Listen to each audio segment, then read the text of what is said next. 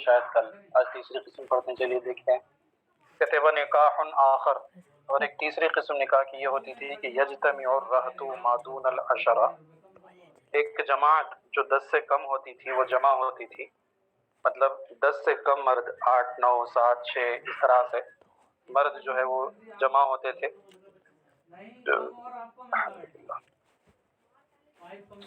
فَيَدْخُلُونَ عَلَى الْمَرْأَةِ كُلُّهُمْ يُصِيبُهَا، تو وہ ایک عورت کے پاس جاتے، كُلُّهُمْ يُصِيبُهَا، ہر شخص ان میں سے جو ہے اس عورت سے زنا کرتا۔ فَإِذَا حَمَلَتْ، اور پھر اس کے بعد میں جب وہ عورت حاملہ ہو جاتی، فَوَضَعَتْ، اور بچے کو جن دیتی، وَمَرَّ عَلَيْهَا لَيَالٍ بَعْدَ أَن تَضَعَ حَمْلَهَا، اور اس پر کچھ راتیں گزر جاتی اس کے حمل وضع کر دینے کے بعد، یعنی بچے کی پیدائش کے چند دن گزر جانے کے بعد، پھر اس کے بعد میں ارسلت الیہم، تو وہ عورت جو ہے ان جو بھی لوگ اس کے ساتھ آ کر کے زنا کیے تھے ان کو بلواتی، ان کو پیغام بھیجتی، ان کو بلاتی۔ فلم یستطیع رجل منہم ان یمتنع، تو ان میں سے کوئی بھی شخص جو ہے اس کو انکار کرنے پر قدرت نہیں رکھتا تھا، یعنی جب وہ عورت بلاتی تو سب کو آنا پڑتا، وہ رواج تھا اس زمانے کا، تو سب کے سب جو ہے جمع ہو جاتے وہاں پر، بلاتے تھے اس کو، سب کو جب جمع ہو جاتے۔ پھر اس کے بعد میں کہتے ہیں کہ حتی یجتمعوا عندها، یہاں تک کہ وہ سب کے سب اس کے پاس جمع ہو جاتے۔ تقول لهم، وہ عورت ان سے کہتی کہ قد عرفتم الذین کان من امرکم، الذی کان من امرکم، تو تم لوگ اچھی طرح سے پہچان چکے ہو وہ جو تمہارا معاملہ تھا، مطلب تم نے کیا کیا تھا اور اس کے نتیجے میں جو بچہ ہی پیدا ہو گیا ہے، تم اچھی طرح سے اس معاملے کو پہچانتے ہو۔ وقد ولدت، اور میں نے جو ہے بچے کو بھی جن دیا ہے۔ فہو ابنک یا فلاں، اب وہ جو 10 سے کم لوگ جو ہوتے تھے، 7 8 لوگ جو بھی ہوتے تھے، تو وہ جو ہے ان میں سے کسی کو بھی مخاطب کر کے کہتی تھی کہ یہ تمہارا بیٹا ہے اے فلاں۔ تسمى من احبت باسمہ، تو جس کا بھی نام وہ لینا پسند کرتی اپنی مرضی سے وہ اس کا نام لے لیتی، اس کو کہتی تھی کہ تمہارا بیٹا ہے۔ فیلحق به ولدها، تو وہ لڑکا اسی آدمی کے ساتھ جو ہے لاحق کر دیا جاتا، اسی کا بیٹا بنا دیا جاتا۔ ولا يستطيع ان يمتنع به الرجل، اور کوئی بھی شخص اس سے انکار کرنے پر قدرت نہیں رکھتا تھا، یعنی جب وہ یہ کہہ دیتے کہ یہ تمہارا بیٹا ہے تو پھر ایسی صورت میں اس کو ماننا پڑتا، اور وہ واقعی میں اس کا بیٹا تصور کر لیا جاتا، اور اس کی پوری ذمہ داری اس شخص کے اوپر آ جاتی تھی۔ میری بات تو یہ اس زمانے میں اس طرح کے جاہلانہ رسوم اور جاہلانہ رواج تھے جس پر عمل ہوتا۔ تو یہ تیسری صورت، تیسرا نکاح۔ چوتھا نکاح، جو چوتھی صورت کی نکاح کی وہ کیا ہوتی تھی، تو کہتے وہ نکاح الرابع یجتمع الناس الکثیر، سارے لوگ جو ہے جمع ہو جاتے۔ فیدخلون علی المرأة، اور وہ ایک عورت سے جو ہے جمع کرتے۔ لا تمتنع ممن جاءها، وہ عورت جو بھی اس کے پاس آتے کسی کا بھی وہ انکار نہیں کرتی تھی، مطلب جو بھی اس کے پاس جاتی تھی وہ کسی کو بھی روکتی نہیں تھی، منع نہیں کرتی تھی۔ وہن البغایا، اور وہ فحش عورتیں ہوتی تھی۔ بغایا بغیتن کی جمع ہے، بغایا پیشہ ور خواتین، جسم فروش جو ہوتی ہیں، ہے نا، تو وہ تھی، وہ ہوتی تھی، کہتے وہن البغایا، اور وہ فواحش ہوا کرتی تھی، فاحشہ عورتیں ہوتی تھیں۔ کننا ینصبن علی ابوابہن رایات، رایت جھنڈے کو کہتے ہیں، اسی کی جمع ہے رایات، کہتے ہیں کہ وہ لوگ جو ہے اپنے دروازوں پر جھنڈے نصب کرتے تھے، خاص قسم کا جھنڈا ہوتا تھا جو اسی علامت کے لیے ہوتا تھا، تو وہ جھنڈے اپنے گھروں پر اپنے دروازوں پر لگا کر کے رکھتی تھی کہ دور سے ہر کوئی سمجھ جاتا تھا کہ یہ فلاں چیز کا، فلاں شخص کا گھر ہے، جسم فروشی کا اڈا ہے نا۔ تو کہتے ہیں کہ ینصبن علی ابوابہن رایات، اور وہ اپنے دروازوں پر جو ہے جھنڈوں کو نصب کر کے رکھتی۔ تکون علمن، جو نشانی ہوا کرتا تھا اس چیز کی، ٹھیک ہے، تو جو بھی بدکاری کرنا چاہتا تو وہ چلا جاتا وہاں پر بدکاری کر لیتا۔ کہتے ہیں فمن ارادہن دخل علیہن، تو جو بھی یہ چیز کو چاہتا تھا وہ اس کے پاس، ان کے پاس چلا جاتا تھا۔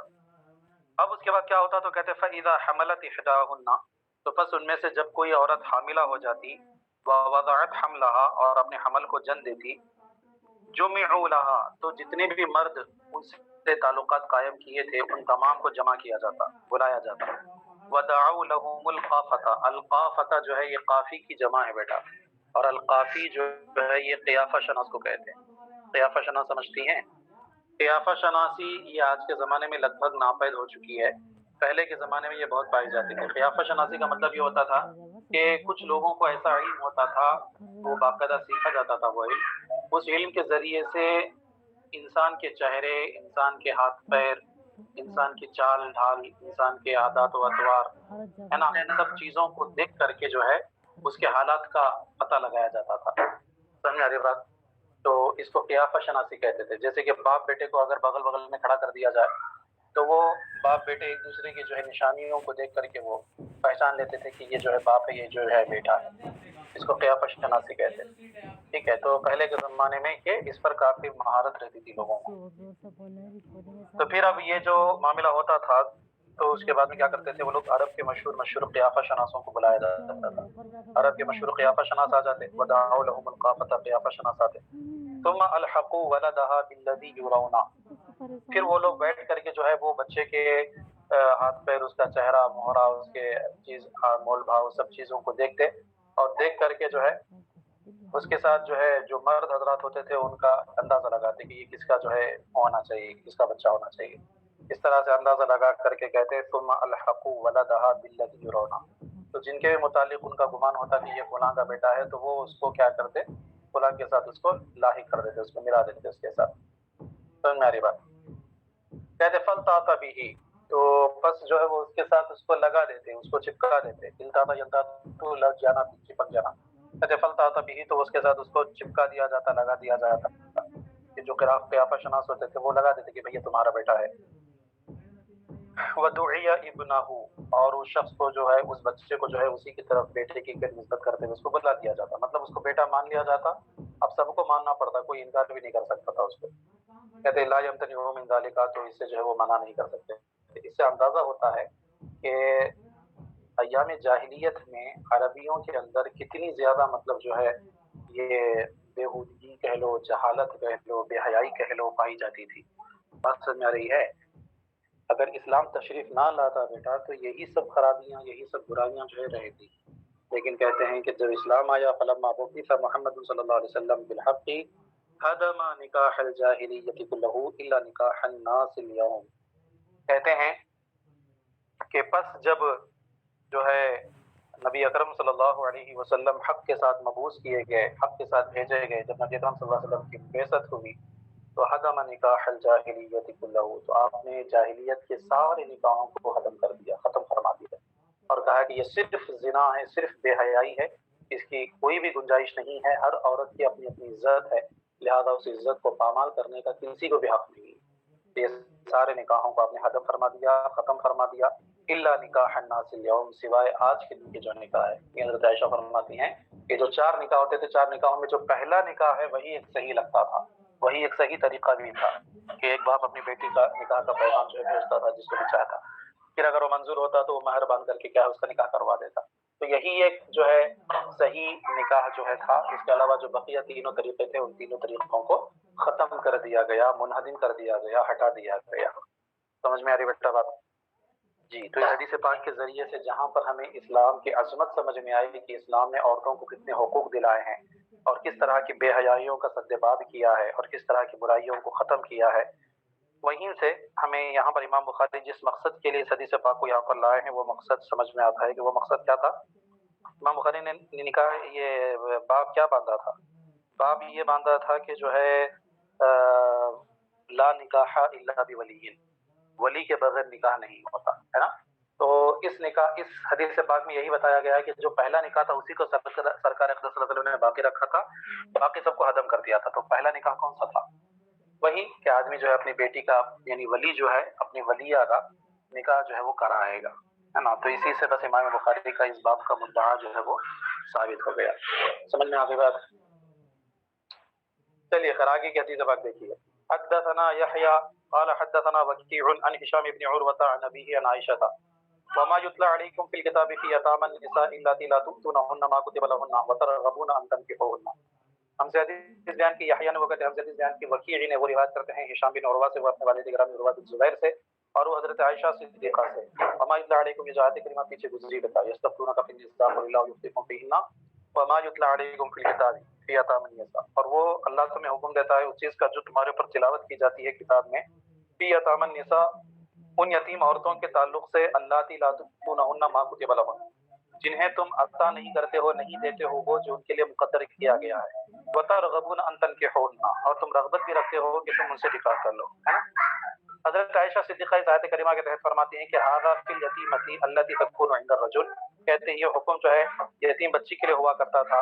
یہ آیت کریمہ یتیم بچی کے سلسلے میں نازل ہوئی تھی. التی تکون عند الرجل، جو ایک آدمی کے پاس رہا کرتی تھی، جو ایک آدمی کے پاس رہا کرتی تھی.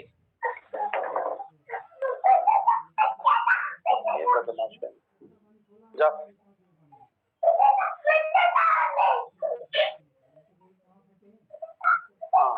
کہتے ہیں کہ ہذہ فی الیتیمہ، یہ یتیم بچی کے سلسلے میں آیت کریمہ نازل ہوئی. التی تکون عند الرجل، جو ایک آدمی کے پاس رہا کرتی تھی، ایک مرد کے پاس رہا کرتی تھی جو اس کا ولی ہوتا تھا. لعلها ان تکون شریکتہ فی مالہ، کہتے ہیں شاید کہ یعنی ہو سکتا تھا یا عنقریب ایسے ہوتا تھا کہ وہ عورت جو ہے اس کے مال میں اس کی شریک ہوتی تھی. ٹھیک ہے، وہ اولا بہا، اور وہ اس کی قریبی رشتہ دار بھی ہوتی تھی. مال میں شریک ہونے کا مطلب یہی ہے کہ وہ وراثت میں اپنے باپ کے جائیداد لے کر کے آتی تھی، تو جو اس کا کفیل ہوتا تھا وہ اپنی مال کے ساتھ اس مال کو ملا لیتا تھا کہ تجارت کر سکے، ہے نا. تو اس اعتبار سے وہ شریک ہوتی تھی. فَيَرْغَبُ عَنْهَا أَن يَنْكِحَهَا، تو وہ ولی جو ہے اس سے نکاح کرنے سے اعراض کرتا تھا.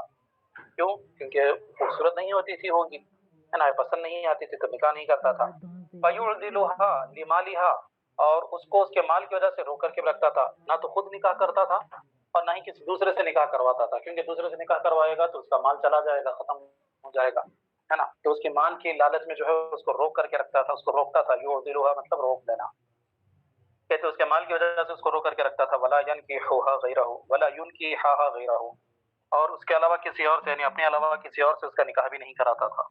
ٹھیک ہے. کیوں؟ کراہیت ان یشرکہ احد فی مالها، اس بات کو ناپسند کرتے ہوئے کہ کوئی اور اس کے مال میں اس کا کیا ہو جائے، شریک ہو جائے. شرکہ یشرکو، شریک ہو جانا، ہے نا. تو کہتے ہیں اس بات کو ناپسند کرتے ہوئے کہ کوئی اور اس کے مال میں اس کے ساتھ شریک ہو جائے. تو کہنے کا مطلب یہ ہے کہ اس کو روک کر کے رکھتے تھے، ہے نا. پھر ان کو منع کیا گیا اس بات سے کہ بھئی ایسا تم نہیں کر سکتے ہو، یا تو تم نکاح کرنا چاہتے ہو تو تم ان سے نکاح کر لو، یا تم نکاح نہیں کرنا چاہتے تو پھر دوسری جگہ ان کا نکاح کروا دو، ہے نا. تو حکم دیا گیا ولیوں کو روکا گیا. تو اس سے یہ بات واضح ہو گئی کہ نکاح کا اختیار ولی کو ہوتا ہے. بس یہی بات امام بخاری ثابت کرنا چاہتے ہیں. سمجھ میری بات. پھر اور ایک پڑھی ہوئی حدیث پیش فرمائی. کہتے ہیں حدثنا عبداللہ ابن محمد قال حدثنا هشام قال اخبرنا معمر قال حدثنا زهري قال اخبرني سالم ان ابن عمر اخبره ان عمر حين تأيمت حفصة بنت عمر من خنيس بن عذابة السهمي وكان من اصحاب النبي صلى الله عليه وسلم من اهل البدر توفي بالمدينة فقال عمر لقيت عثمان بن عفان. پورا ترجمہ آپ لوگوں کو واضح ہے. ہم سے حدیث بیان کی عبداللہ ابن محمد نے، وہ کہتے ہیں ہم سے حدیث بیان کی ہشام نے، وہ کہتے ہیں مجھے ہمیں خبر دی معمر نے، وہ کہتے ہیں ہم سے حدیث بیان کی زہری نے، وہ کہتے ہیں مجھے خبر دی سالم نے کہ حضرت عبداللہ ابن عمر نے انہیں خبر دی کہ حضرت عمر حین تأیمت حفصة بنت عمر، جس وقت حضرت حفصہ بنت عمر رضی اللہ تعالی عنہا جو ہے حضرت خنیس بن حذافہ سہمی جو اصحاب نبی میں سے تھے اور اصحاب بدر میں سے تھے، جب وہ توفی بالمدینہ، مدینے میں وفات پا گئے تھے، ہے نا. تو اس وقت حضرت حفصہ جو ہے کیا ہو گئی تھی، بیوہ ہو گئی تھی ان سے، ہے نا.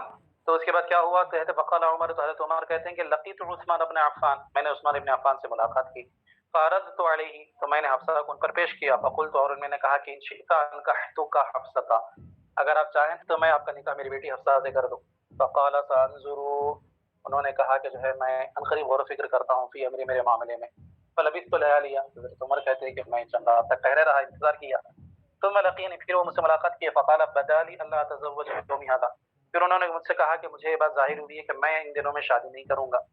قال عمر، حضرت عمر کہتے ہیں فلقیت ابا بکر، میں نے ابو بکر سے ملاقات کی. فقلت ان شئت انکحتک حفصہ، اگر آپ چاہیں تو میں آپ کا نکاح حفصہ سے کر دوں. اس حدیث پاک کے ذریعے بھی صرف اتنا ثابت کرنا ہے کہ حضرت عمر رضی اللہ تعالی عنہ نے اپنی بیٹی کے نکاح میں کوشش کی، اور یہی باب ہے کہ ولی کے بغیر نکاح نہیں ہوتا ہے. سمجھ آ رہی بات؟ ہاں جی. ایک اور حدیث پاک دیکھ لیجئے، وہ بھی پڑھی ہوئی ہی ہے. حضرت معقل ابن یسار کی جو میں نے آپ کو بتایا تھا، وہی حدیث پاک جو آیت کریمہ آئی تھی نا، آپ کو واقعہ میں نے بتایا تھا، وہی واقعہ اس حدیث پاک میں دیکھیے. کہتے حدثنا احمد بن ابی عمرو حدثني ابي حدثني ابراهيم عن يونس عن الحسين فلا تعذلوهن. ہم سے حدیث بیان کی احمد ابن ابی عمرو نے، وہ کہتے ہیں مجھ سے حدیث بیان کی میرے والد نے، وہ کہتے ہیں کہ مجھ سے حدیث بیان کی ابراہیم نے، وہ روایت کرتے ہیں یونس سے، وہ روایت کرتے ہیں حسن بصری سے. یہ جو آیت کریمہ ہے فلا تعذلوهن ان ينكحن ازواجهن، ہے نا، کل باب کی شروعات میں جو آیت کریمہ گزری تھی، اس آیت کریمہ کے بارے میں حضرت حسن بصری فرماتے ہیں کہ حدثنی معقل ابن یسار، حضرت معقل بن یسار جو صحابی رسول ہے، انہوں نے مجھ سے حدیث بیان کی کہ انہا نزلت فیہ، کہ وہ یہ جو آیت کریمہ ہے یہ انہی کے بارے میں نازل ہوئی۔ کیسے نازل ہوئی خود ہی واقعہ بیان فرماتے ہیں، کہتے ہیں کہ زوجت اختا لی من رجل، میں نے اپنی ایک بہن کا نکاح جو ہے ایک شخص سے کر دیا، ایک شخص سے میں نے اپنی بہن کی شادی کرا دی، وطلقها، اور اس نے اس کو طلاق دے دیا، حتی اذا انقضت عدتها، یہاں تک کہ جب میری بہن کی عدت ختم ہو گئی، جاء یخطبها، تو وہ خود ہی پیغام دیتے ہوئے آیا، مطلب دوسرے پیغام آ رہے تھے تو اس میں اس کا بھی پیغام آیا۔ فقلت له، تو مجھے غصہ آ گیا، میں نے اس سے کہا کہ زوجت اختا، زوجتک، میں نے تمہاری شادی کی، وفرشتک، اور میں نے تم کو، میری بہن کو میں نے تمہارے لیے فرش بنایا ہے نا، مطلب میں نے تمہاری تعظیم کی، واکرمتک، اور میں نے تمہاری تعظیم کی، تکریم کی، فطلقتها، تو تم نے اس کے بدلے میں طلاق دے دیا، ثم جئت تخطبها، اور پھر تم جو ہے اسی سے دوبارہ جو ہے نکاح کرنے کی نیت لے کر کے آئے ہو، مطلب تمہاری اتنی جرأت، کہتے لا واللہ لا تعود الیک ابدا، کہنے لگے قسم خدا کی میں تمہاری طرف کبھی بھی نہیں پلٹوں گا، مطلب کسی اور سے نکاح کروا دوں گا، تم سے نکاح نہیں کراؤں گا۔ کہتے وکانا رجلا لا بأس به، اور وہ جو شخص تھا وہ لا بأس به، کوئی حرج نہیں تھا، مطلب وہ شخص برا نہیں تھا، اچھے تھے، اچھے شخص تھے، بہترین انسان تھے، بہتر تھے، لیکن بس مجھے غصہ تھا کہ بھئی انہوں نے میری بہن کو طلاق دے دیا ہے، اب پھر دوبارہ میں کیوں نکاح کروں، ہے نا، اس کے علاوہ کوئی دوسری کمی نہیں تھی اس شخص کے اندر۔ کہتے ہیں وکانت المرأۃ ترید ان ترجع الیہ، اور جو عورت تھی یعنی ان کی بہن، وہ خود بھی جو ہے انہی کی طرف رجوع کرنا چاہتی تھی، مطلب اپنے پرانے شوہر ہی سے نکاح کرنا چاہتی تھی، ہے نا۔ اب یہ آڑے آ رہے تھے بیچ میں، ان کے بھائی کہتے کہ میں نہیں کرنے دوں گا، کہتے فانزل اللہ هذه الآیۃ، تو بس اللہ تبارک و تعالیٰ نے یہ آیت کریمہ نازل فرمائی، فلا تعضلوهن ان ينكحن ازواجهن، کہتے ہیں تو اے ولیوں تم انہیں جو ہے نہ روکو، تمہیں روکنے کا اختیار نہیں ہے۔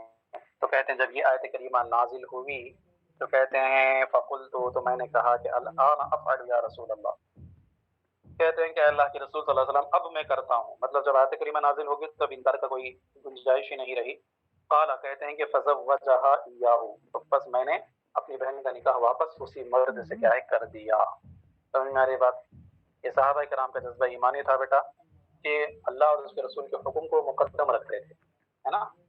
تو بہرحال اس آیت، اس حدیث پاک کے ذریعے سے بھی یہی بات ثابت ہوئی کہ نکاح جو ہے وہ ولی کرائے گا۔ ان ساری احادیث کے جواب میں ہم صرف اتنا کہیں گے کہ یہاں پر ان میں سے کوئی بھی حدیث اس بات پر دلالت نہیں کرتی ہے کہ اگر کوئی عورت خود اپنا نکاح کر لے تو وہ نکاح منعقد نہیں ہوتا۔ ہم یہ نہیں کہہ رہے کہ جو ہے ولی نکاح نہیں کرا سکتا ہے بچی کا، ہم یہ نہیں کہہ رہے، ہم یہ کہہ رہے ہیں کہ ولی ہی نکاح کرائے گا، ولی کے علاوہ کوئی اور نہیں کرا سکتا ہے، عورت خود اپنا نکاح نہیں کر سکتی، یہ صحیح نہیں۔ ہاں صحیح طریقہ تہذیب کے دائرے میں رہ کر کے یہی ہے کہ ولی جو ہے خود اپنی بچی کا نکاح کرائے، لیکن اگر عورت خود اپنا نکاح کر لے تو وہ نکاح منعقد ہوتا ہے یا نہیں ہوتا، اس بارے میں یہ حدیث پاک بالکل خاموش ہے۔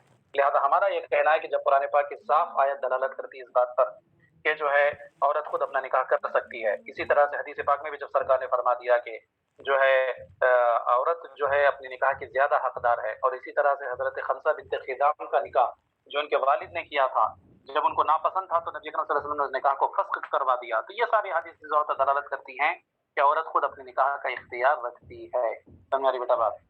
بہرحال تو یہ جتنی بھی احادیث ہیں یہ ہمارے مذہب کے خلاف نہیں ہیں، ہمارے جو ہے موقف کے خلاف نہیں ہیں، ٹھیک ہے بیٹا؟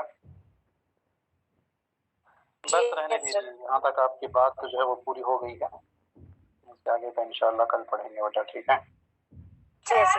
ملا لیجیے اچھی طرح سے، دعا میں یاد رکھیے، ٹھیک ہے؟